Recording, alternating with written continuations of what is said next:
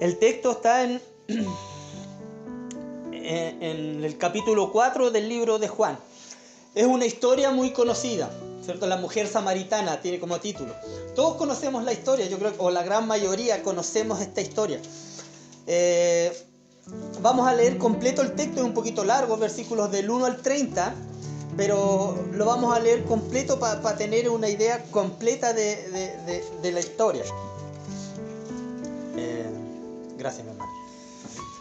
Dice así: Cuando pues el Señor entendió que los fariseos habían oído decir: Jesús hace y bautiza más discípulos que Juan, aunque Jesús no bautizaba sino sus discípulos, salió de Judea y se fue otra vez a Galilea, y le era necesario pasar por Samaria. Vino pues a una ciudad de Samaria llamada Sicar, junto a la heredad que Jacob dio a su hijo José, y estaba allí el pozo de Jacob. Entonces Jesús, cansado del camino, se sentó así junto al pozo. Era como la hora sexta. Vino una mujer de Samaria a sacar agua, y Jesús le dijo: dame de beber, pues sus discípulos habían ido a la ciudad a comprar de comer. La mujer samaritana le dijo: ¿cómo tú, siendo judío, me pides a mí de beber, que soy mujer samaritana? Porque judíos y samaritanos no se tratan entre sí. Respondió Jesús y le dijo: si conocieras el don de Dios y quién es el que te dice dame de beber, tú le pedirías y él te daría agua viva. La mujer le dijo: Señor, no tienes con qué sacarla y el pozo es hondo. ¿De dónde, pues, tienes el agua viva? ¿Acaso eres tú mayor que nuestro padre Jacob, que nos dio este pozo, del cual bebieron él, sus hijos y sus ganados? Respondió Jesús y le dijo: cualquiera que bebiere de esta agua volverá a tener sed, mas el que bebiere del agua que yo le daré no tendrá sed jamás, sino que el agua que yo le daré será en él una fuente de agua que salte para vida eterna. La mujer le dijo: Señor, dame esa agua para que no tenga yo sed ni venga aquí a sacarla. Jesús le dijo: ve, llama a tu marido y ven acá. Respondió la mujer y dijo: no tengo marido. Jesús le dijo: bien has dicho, no tengo marido, porque 5 maridos has tenido y el que ahora tienes no es tu marido. Esto has dicho con verdad. Le dijo la mujer: Señor, me parece que tú eres profeta. Nuestros padres adoraron en este monte y vosotros decís que en Jerusalén es el lugar donde se debe adorar. Jesús le dijo: mujer, créeme que la hora viene cuando ni en este monte ni en Jerusalén adoraréis al Padre. Vosotros adoráis lo que no sabéis, nosotros adoramos lo que sabemos, porque la salvación viene de los judíos. Mas la hora viene, y ahora es, cuando los verdaderos adoradores adorarán al Padre en espíritu y en verdad, porque también el Padre tales adoradores busca que le adoren. Dios es espíritu, y los que le adoran en espíritu y en verdad es necesario que adoren. Le dijo la mujer: sé que ha de venir el Mesías, llamado el Cristo. Cuando Él venga nos declarará todas las cosas. Jesús le dijo: yo soy el que habla contigo. En esto vinieron sus discípulos y se maravillaron de que hablaba con una mujer. Sin embargo, ninguno dijo: ¿qué preguntas? ¿O qué hablas con ella? Entonces la mujer dejó su cántaro y se fue a la ciudad y dijo a los hombres: venid, ved a un hombre que me ha dicho todo cuanto he hecho. ¿No será este el Cristo?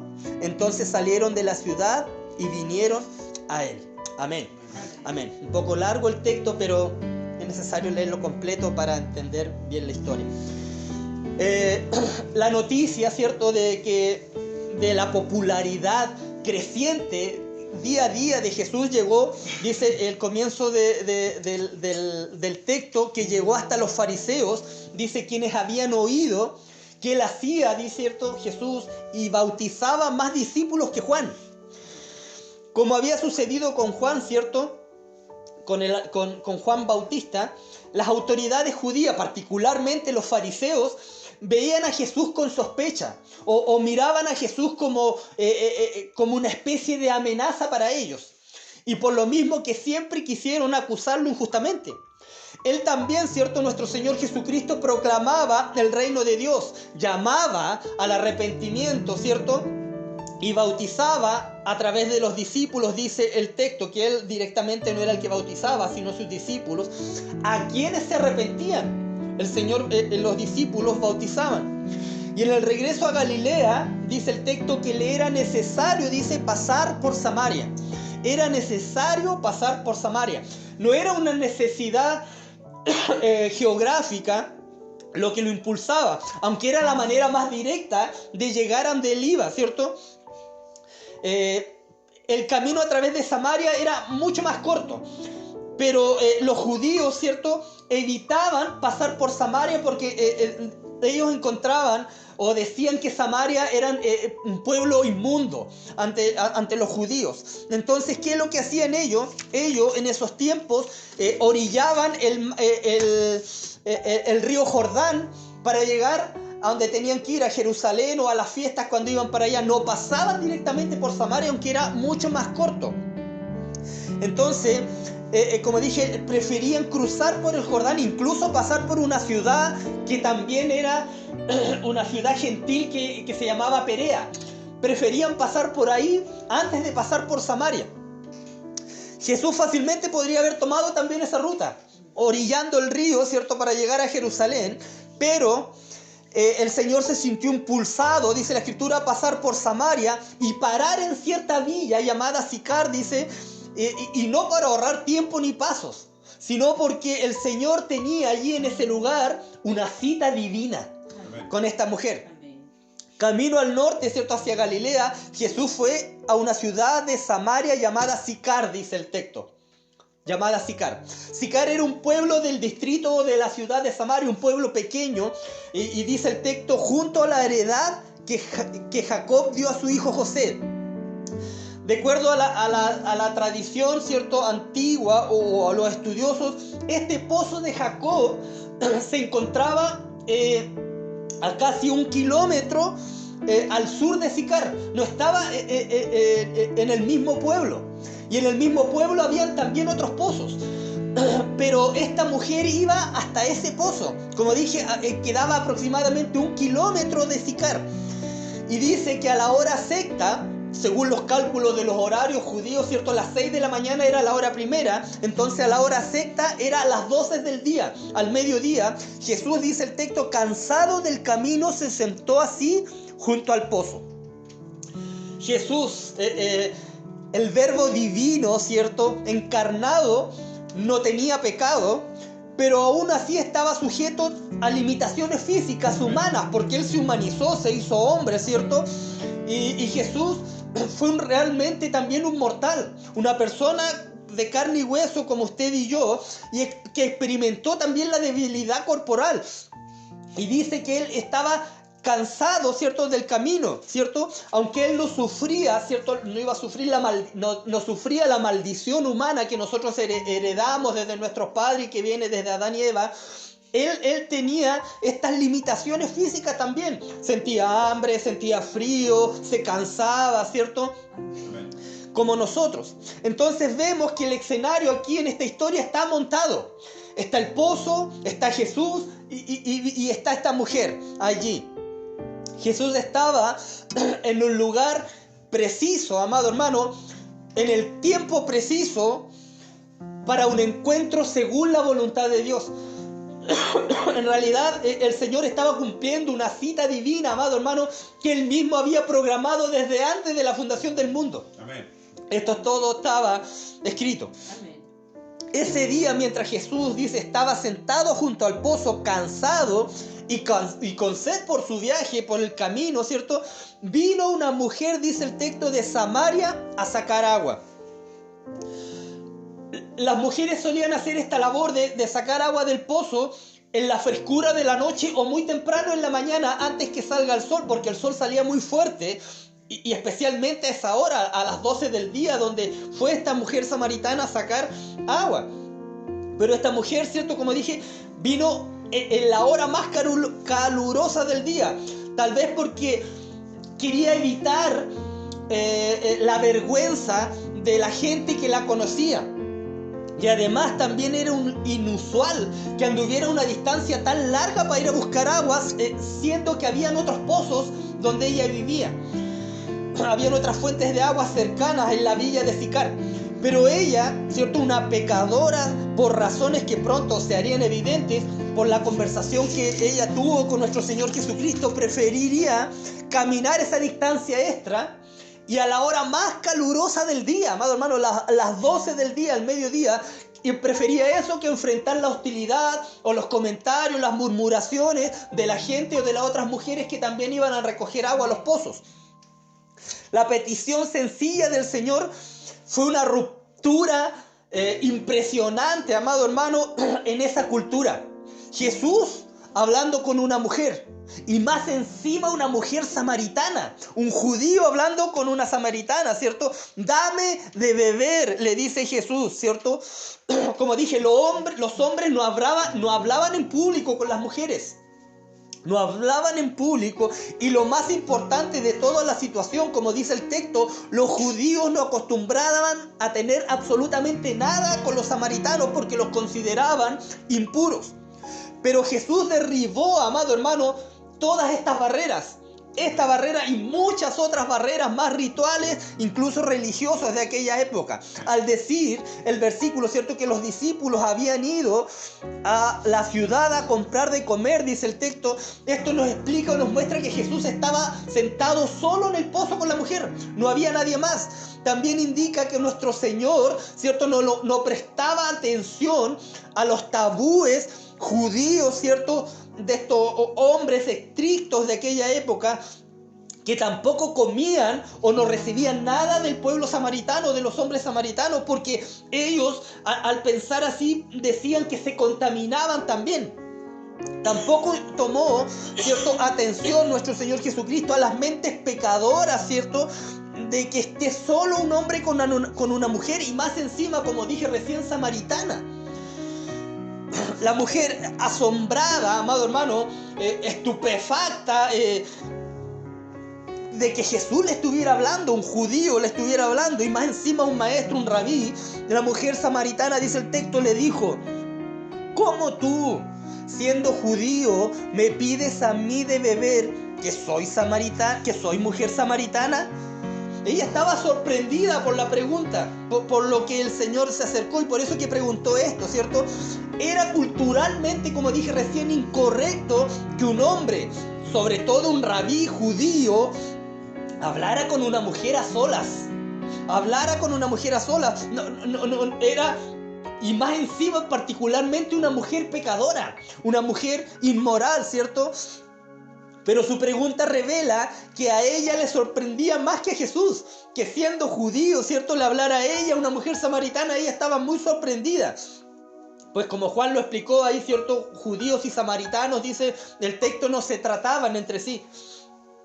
Todavía más sorprendente, ¿cierto?, era la disposición de Jesús, entre comillas, a contaminarse, porque esto no era así, bebiendo del agua del cántaro de la mujer.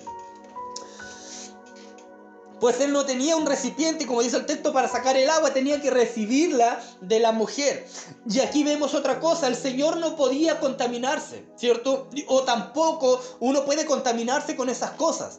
Eran imposiciones de los hombres judíos de aquella época.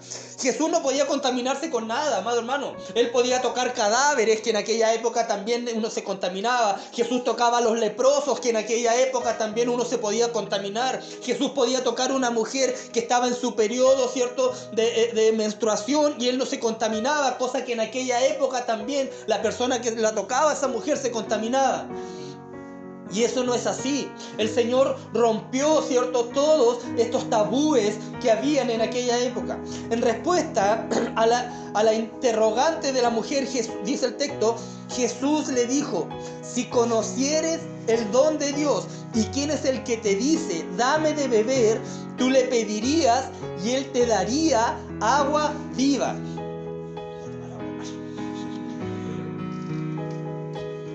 La respuesta del Señor, ¿cierto?, se centró el diálogo ahora en ella, en la mujer.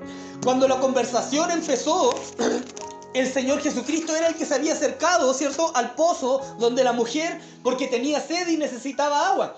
Pero ahora él hablaba como si tuviera agua y ella es la que tenía sed.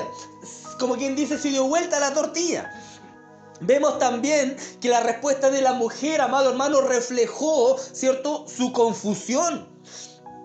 Ella estaba confundida. Le respondió todavía pensando en términos de agua física: Señor, no tienes con qué sacarla y el pozo es hondo, dijo ella. ¿De dónde pues tienes el agua viva?, decía ella, pensando aún, como dije, en términos de agua física. No entendía, amado hermano, que Jesús, ¿cierto?, le estaba hablando de una realidad espiritual, de una realidad que debe haber en su vida. El agua viva, ¿cierto?, que el Señor Jesucristo le ofrecía era la salvación, amado hermano, pero en toda su plenitud para la mujer. Inclusive el perdón de pecados y la capacidad de desear y vivir una vida obediente que glorificara a nuestro Señor. La pregunta de la mujer esperaba una respuesta negativa, ¿cierto? ¿De dónde pues tienes el agua viva?, le dice la mujer. ¿Acaso eres tú mayor que nuestro padre Jacob, que nos dio este pozo del cual bebieron él, sus hijos y sus ganados? Ella fue incrédula. Estaba incrédula hasta ese momento, ¿cierto? Incrédula en la capacidad de que este extraño, ante sus ojos, pudiera proporcionar el agua viva que él mismo le estaba ofreciendo. Ella fue incrédula. Con paciencia, ¿cierto?, como era nuestro Señor Jesucristo, manso y humilde, con paciencia respondió Jesús a su pregunta incrédula y le dijo: cualquiera que bebiere de esta agua volverá a tener sed. Mas el que bebiere del agua que yo le daré no tendrá sed jamás, sino que el agua que yo le daré será en él una fuente de agua que salte para vida eterna. A Jacob le reconocían, ¿cierto?, correctamente un lugar de honor, tanto los judíos como los samaritanos. Había un lugar de honor para ellos. Con todo, como señaló Jesús, ¿cierto?, cualquiera que bebiere del agua de su pozo volvería a tener sed, decía el Señor. Hermanos, una medida de la grandeza incomparable de Jesús es que quien bebiere del agua que Él dará o que Él da, no tendrá sed jamás, sino que el agua que Él dará será en Él, en nosotros, en la persona que reciba, como dice el texto, una fuente de agua que salte para vida eterna. Dios, el Señor Jesucristo, es el agua viva, amado hermano, que da salvación y quita esa sed espiritual que toda persona tiene. Aquí estaba el agua de vida espiritual. Jesús, ¿cierto?, que tanto necesitaba el alma sedienta y desesperada de esta mujer samaritana. Todavía pensando la mujer, ¿cierto?, en un nivel físico, la samaritana contestó ansiosa, dice: Señor, dame esa agua para que no tenga yo sed, ni venga aquí a sacarla, le dice ella. El agua viva traía algo más. Ella estaba lista para recibirlo, amado hermano, con tal de eliminar su viaje diario al pozo, porque así lo estaba pensando. Y más encima, ella decía, aparte de que me voy a evitar los viajes, me va a dar vida eterna. Ella estaba pensando de esa manera. Y en este punto, la mujer, ¿cierto?, no parecía todavía tener claro lo que el Señor Jesucristo le estaba diciendo. El asunto de la transformación espiritual ella aún no lo tenía claro. Jesús le había hablado sobre el agua de vida eterna y ella parecía dispuesta a aceptarla, pero no se habían establecido aún las condiciones para poder recibir esa agua de vida eterna. Esta mujer, como cualquier pecador perdido, amado hermano, necesitaba primeramente entender dos asuntos cruciales, amado hermano, y primordiales antes de poder recibir el agua de vida eterna. Lo primero, la realidad del pecado que había en ella. Ella tenía que reconocer y saber la realidad de su pecado. Y lo segundo, la identidad de él, ¿cierto?, de Jesús como el Salvador de su vida. Son dos realidades y condiciones que son primordiales para poder recibir el agua de vida eterna a nuestro Señor Jesucristo. Como la mujer no entendió la naturaleza del agua del cual Jesús, cierto, le estaba hablando, Él llevó la conversación a una necesidad de arrepentimiento de esta mujer. Llevó la conversación para que ella pueda arrepentirse. La petición del Señor expuso la situación de la mujer, ¿cierto? Su pecado. Ve, dice el Señor Jesucristo, ve, llama a tu marido y ven acá.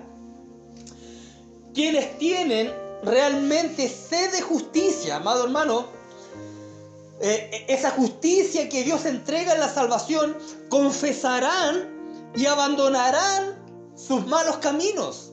Debemos arrepentirnos, ¿cierto?, de nuestro pecado para poder recibir esta agua viva, agua de vida eterna. La salvación, amado hermano, siempre debe traer arrepentimiento. Si no hay arrepentimiento, amado hermano, no hay salvación.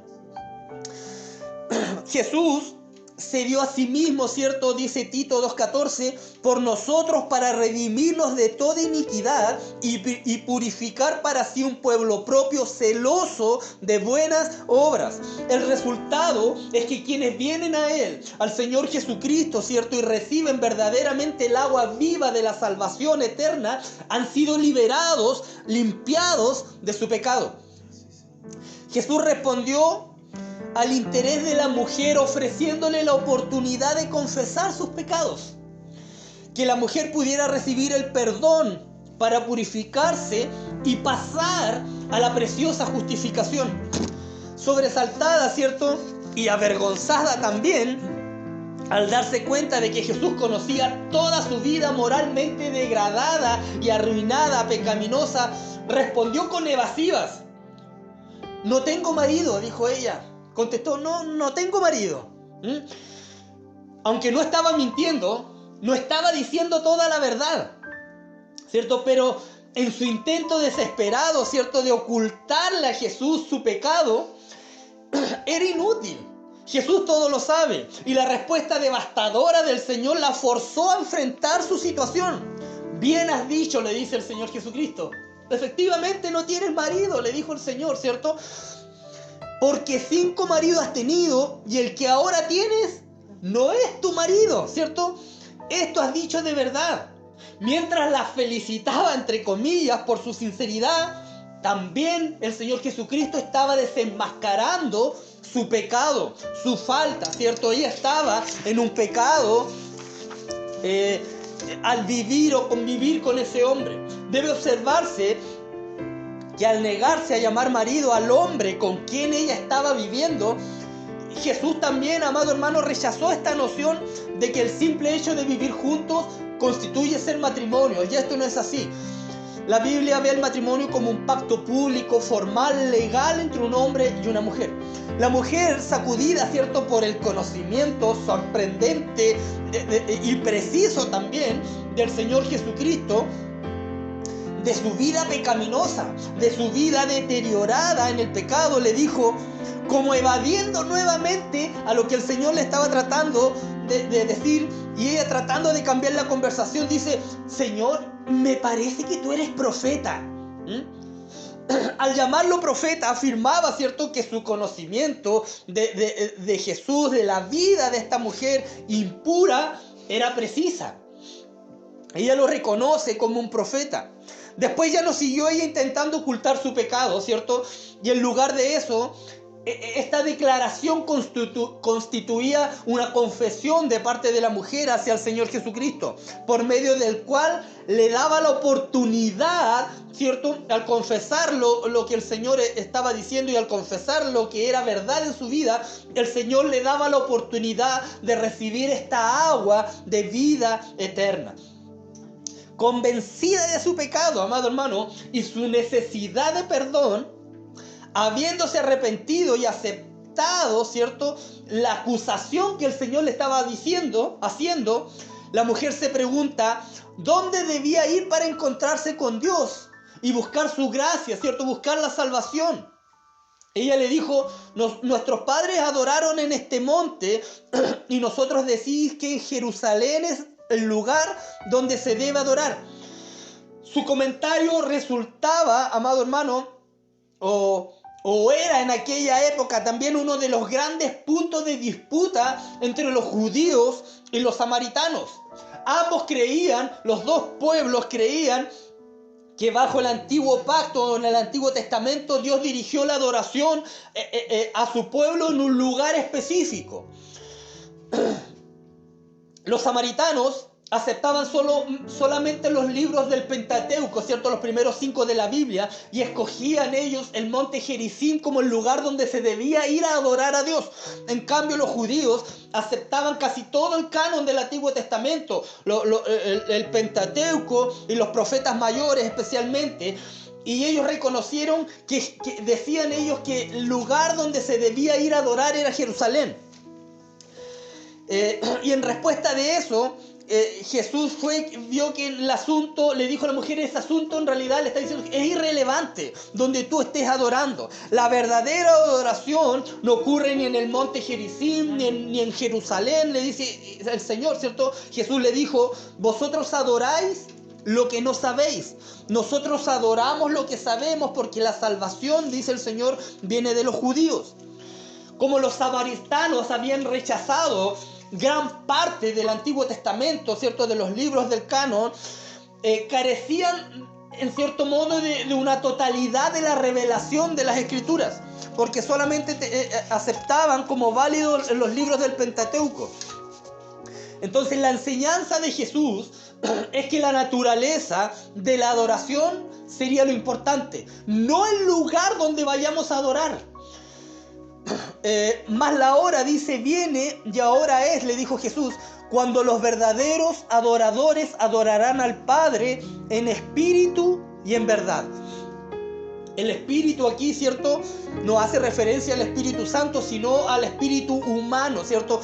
A la intención del corazón, ¿cierto? Verdaderos adoradores que adoren al Padre en espíritu, la intención del corazón de la persona.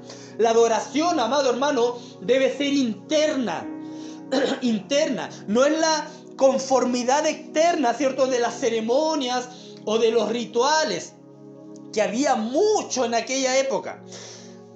La adoración, está diciendo el Señor Jesucristo, debe salir del corazón, ¿cierto? La verdad llama a que esta adoración de corazón sea consecuente también con las Escrituras, consecuente a lo que la palabra de Dios dice, ¿cierto? Y debe estar centrada también en el Verbo encarnado, en nuestro Señor Jesucristo. Ni la adoración de los samaritanos, ni la adoración de los judíos, amado hermano, podía caracterizarse como una adoración en espíritu y en verdad. Aunque los judíos, como dije recién, tenían mayor comprensión de esta verdad. Incapaz la mujer aún de entender lo que Jesús le decía, le dijo la mujer, sé que ha de venir el Mesías, llamado el Cristo. Cuando Él venga nos declarará todas las cosas. Todavía estaba confundida, todavía estaba asombrada la mujer con lo que el Señor le decía, ¿cierto? Pero expresó su esperanza en que algún día el Mesías, ¿cierto? Cuya venida también anticipaban los samaritanos, aclararía sus preguntas y sus dudas religiosas, ¿cierto?, que ella tenía en su mente.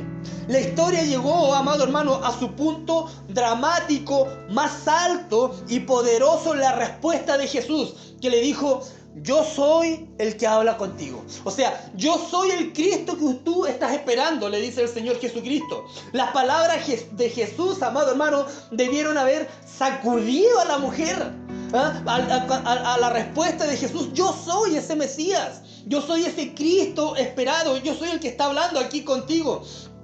Hace unos minutos atrás, esta persona, este extraño, ¿cierto?, le estaba pidiendo agua para beber porque tenía sed, y ahora, ¿cierto?, estaba afirmando que era el Mesías esperado. Ella, a diferencia, por ejemplo, de Nicodemo, que lo vemos en el capítulo anterior, no tenía idea de las señales y prodigios que hacía el Señor Jesucristo. En cambio, Nicodemo sí. Pero ella no tenía esa idea, ¿cierto? No sabía de que él hacía milagros y todas esas cosas.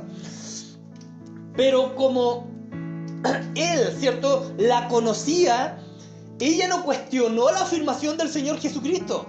El texto no nos dice que ella haya dicho, no creo que tú seas el Señor Cristo el que estamos esperando. Ella no cuestionó lo que el Señor le dijo. Yo lo imagino, amado hermano, asombrada, confundida y, no sé, amado hermano, muy sorprendida, ¿cierto? Ella creyó a lo que el Señor le dijo. Y al creer esto, sugiere también, amado hermano, con fuerza que en verdad ella había llegado a la fe salvadora. Porque también el texto dice que ella fue, ¿cierto?, y proclamó lo que había escuchado, la conversación que había tenido con Jesús, y lo proclamó en su villa y en Sicar. Hermanos, para ir terminando, resumiendo, ¿dónde estamos buscando, amado hermano, saciar nuestro corazón? El Señor Jesucristo, ¿cierto? Jesús es el único que puede saciar esa sed dentro de nosotros. Jesús le está diciendo a esta mujer que Él es el agua viva, que Él es el que puede suplir esa sed interior que tú tienes, ¿cierto? Ese vacío que muchas veces hay en nuestro corazón. Esta agua viva espiritual, amado hermano, nuestro Señor Jesucristo es un agua fresca, un agua que sacia nuestras necesidades espirituales. Jesús es esta agua viva, como dije recién. Toda la satisfacción que un hombre puede encontrar, amado hermano, está en Cristo. Solamente en Cristo, no en las cosas del mundo. A veces tratamos de buscar en el mundo o saciar nuestras necesidades en el mundo. Puede que la puedan calmar por un momento, pero volveremos a quedar vacíos y volveremos a necesitar de esta agua viva. El ser humano está sediento, pero no de agua, amado hermano. Y esta mujer, ¿cierto?, se interesa por esta agua. Dame de esa agua para que yo no tenga sed. Aunque aún estaba confundida hasta ese punto, después, ¿cierto?, entendió. La mujer no entendía cuando ella dijo, dame de esa agua para que no tenga sed y no venga aquí a buscarla. Estaba en cierto modo buscando que el Señor le ayude a sus necesidades diarias, ¿cierto? Que solucionara sus problemas cotidianos. Ella quería beber de Cristo, no para que para solucionar los problemas profundos de su corazón, sino para solucionar los problemas diarios que eran ir a buscar agua. Y el Señor, esa es la persona que muchas veces a lo mejor busca al Señor para que el Señor solamente solucione sus problemas. Pero no para que el Señor lo perdone, no para que el Señor lo redima, ¿cierto? Para que el Señor lo transforme. Y hay lamentablemente gente así, amado hermano, que se acerca al Señor solo cuando tiene alguna necesidad, cuando tiene algún problema, alguna aflicción. Pero cuando está bien, cuando el Señor lo ha sacado de ahí, se olvida de Dios, deja de orar, deja de congregarse, deja de buscar, ¿cierto?, la presencia del Señor. Y aunque muchas veces, a veces no lo queramos reconocer, esa es la actitud muchas veces de la humanidad y de nosotros mismos. El hombre está sediento, como dije, de esa agua, pero muchas veces no vemos la necesidad de Jesús en nuestras vidas. Gracias al Señor que nosotros hemos conocido y conocemos de Dios y sabemos, ¿cierto?, que nuestro Señor Jesucristo debe ser y es nuestra necesidad diaria. En todo, amado hermano, en todo en su vida, el Señor, usted necesita del Señor y su necesidad debe ser su necesidad. También hablaba de la adoración. Lo importante, amado hermano, no es donde adoremos también, ¿cierto? El Señor aclara eso, sino cómo adoremos, ¿cierto? Jesús le está diciendo a esta mujer, Dios no está buscando gente que le adoren allí, o que le adoren acá, que le adoren en ese monte, o en esta ciudad, o en esta iglesia, en este templo, no. El Señor le dice que Él busca que gente que le adore de corazón, dice, en espíritu y en verdad, ¿cierto? Que el ritual eterno, ¿cierto? Que tengamos en la adoración vaya de la mano, o sea, consecuente con nuestro interior, con nuestra realidad interior, con nuestro corazón. Que cuando yo estoy levantando mis manos al Señor, amado hermano, yo esté también levantando mi corazón. Que cuando yo me esté arrodillando ante la presencia del Señor, yo pueda estar también arrodillando mi corazón, ¿cierto? A la presencia del Señor. Una persona que quiere venir o dejar de estar enemistado, ¿cierto? Con Dios, primero, como vimos recién, tiene que reconocer su pecado, ¿cierto? Que reconocer que está sediento del Señor. Segundo, tiene que, como dije, reconocer su pecado y su condición también delante de Dios. Cuando nosotros llegamos a los pies de Cristo, nos arrepentimos de nuestros pecados, ¿cierto? Y los dejamos atrás. Eso no significa que estamos libres de pecado ahora, no. Como decía la hermana al comienzo, constantemente y a diario pecamos, pero hemos sido lavados, amado hermano, con la sangre del Cordero, el Cordero sin mancha, ¿cierto? Quien fue inmolado, ¿cierto? Allí en la cruz del Calvario. Vemos a una mujer sedienta. Cristo la confrontó, ¿cierto? Y le dio salvación y vida eterna. Que el Señor nos bendiga, amado hermano. Y que podamos, como dije al comienzo, poder poner en práctica su palabra, ¿cierto? Que podamos cada día acercarnos al Señor en humildad, ¿cierto? Y que podamos proclamar la palabra del Señor, como también decía el hermano, ¿cierto? La mujer, después que el Señor la confrontó, se confesó su pecado, reconoció que Él era el Cristo, ¿cierto? ¿Qué hizo? Ella fue, dice, a la ciudad y proclamó el nombre de Cristo. Muchas veces recibimos esta bendición, amado hermano, esta gracia maravillosa, este perdón, ¿cierto? Esta salvación, y nos quedamos allí.